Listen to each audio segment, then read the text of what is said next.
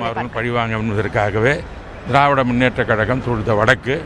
இதில் ஒரு அரசியல் காரணமாகத்தான் பின்னப்பட்ட வழக்கே தவிர இதில் எந்த உண்மை இருப்பதாக எங்களுக்கு தெரியவில்லை.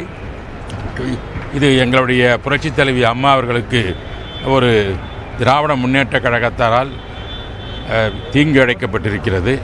அதிலிருந்து மீள்வதற்காக அனைத்து நடவடிக்கைகளும் நாங்கள் செய்து கொண்டிருக்கிறோம்.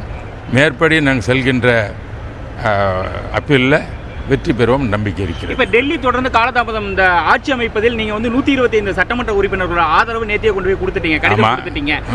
11 எம்எல்ஏக்களை வச்சிருக்கிற முதலமைச்சர் ஓ பன்னீர்செல்வம் ஆளுநரை உடனடியாக சந்திக்கிறாரு. ஆனால் 125 எம்எல்ஏக்களை வச்சிருக்க நீங்கள் சந்திக்க நேரம் கேட்குறீங்க, கொடுக்குறாங்க, ஆனால் டிலே ஆகுது, இன்னும் ஆட்சி அமைக்க உங்களை கூப்பிடலை. இதுக்கு பின்னணி என்ன காரணம் இருக்குன்னு நினைக்கிறீங்க? இது நீங்கள் தான் சொல்லணும், நாங்கள் இதுக்கு மேலே என்ன சொல்லணும்? நீங்களே சொல்கிறீங்களே ஏதோ. நான் எங்களை பொறுத்தவரையில் முழு மெஜாரிட்டி இருக்கிறது. ஆகவே ஆட்சி அமைப்பது நான் அனைத்து இந்திய அண்ணா திராவிட முன்னேற்ற கழகம் ஆட்சி தான் அமையும். புரட்சி தலைவி அம்மாவுடைய ஆட்சி நடைபெறும். அது எந்த கருத்து வேறுபாடும் கிடையாது. தொடர்ந்து நாடாளுமன்ற உறுப்பினர்களும் சட்டமன்ற உறுப்பினர்களும் முதலமைச்சர் ஓ பன்னீர்செல்வம் பக்கம் போயிட்டு இருக்காங்களே.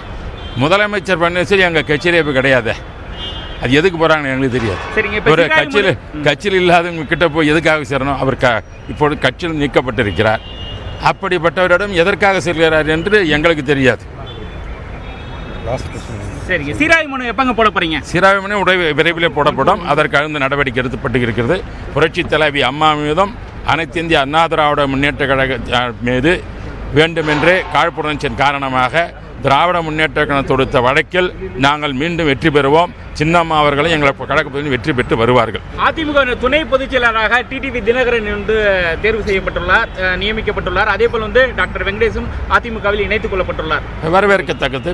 என்று எங்களுடைய புரட்சி தலைவி அம்மாவுடைய வழியில் செயல்படுகிற சின்னம்மா அவர்கள் எடுத்த முடிவுக்கு எங்களுக்கு எப்பொழுதும் உடன்பாடு உண்டு, ஆதரவு உண்டு. சார், விரைவில் ஆட்சி அமைக்க டெல்லியில தான் நீங்க அழுத்தம் கொடுப்பீங்களா? ஏன்னா கவர்னர் காலதாமதம் படுத்தி வரக்கூடிய சூழலை அதுக்கு நான் நடவடிக்கை கவர்னர் செய்வாங்கன்னு நினைக்கிறேன். உடனடியாக செய்வாங்க எதிர்பார்க்கிறோம்.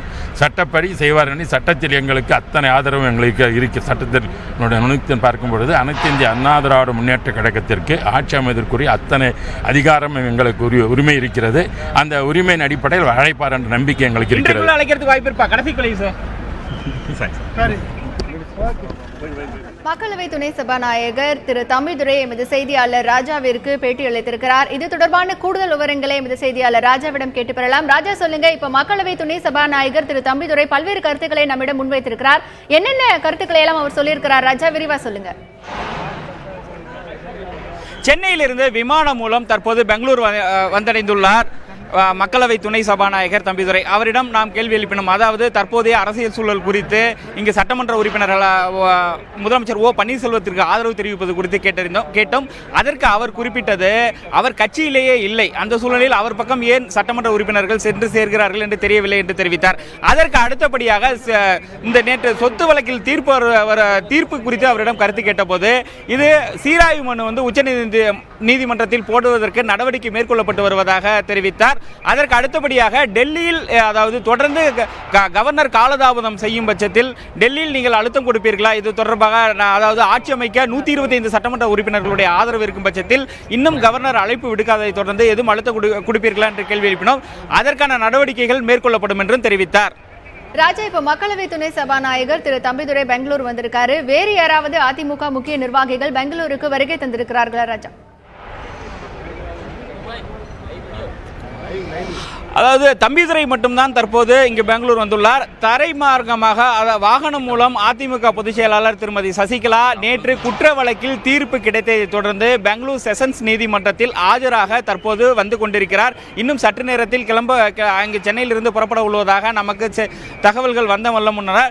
அதற்காக தற்போது பரப்பன அக்ரஹார சிறைச்சாலை வளாகம் தயாராகி வருகிறது. ஏற்கனவே, அதாவது 48வது அந்த செஷன்ஸ் கோர்ட் வேறு இடத்தில் உள்ளது. இருந்தாலும் அந்த சிறப்பு அமர்வு பரப்பன அக்ரஹார வளாகத்தில் உள்ள அந்த சிறைச்சாலையில் ஒரு நீதிமன்ற கட்டிடம் உள்ளது.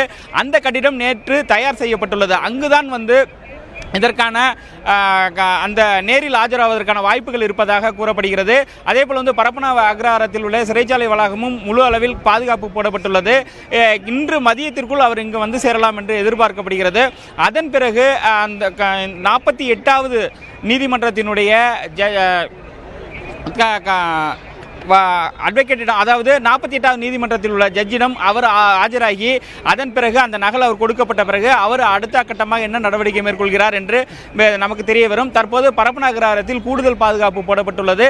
அந்த பரப்பன அக்ரஹார வளாகத்தில் உள்ள அந்த கோர்ட் காம்ப்ளெக்ஸ் தற்போது சுத்தம் செய்யப்பட்டு அங்கு பணிகள் மேற்கொள்ளப்பட்டு வருகின்றன. 48வது சிட்டி சிவில் கோர்ட் நகரின் மையப்பகுதியில் இருந்தாலும் சிறப்பு அமர்வாக அங்கு கூட இருப்பதாக நமக்கு பெங்களூர் தகவல்கள் தெரிவிக்கின்றன. ராஜா, உங்களுடைய தகவல்களுக்கு நன்றி.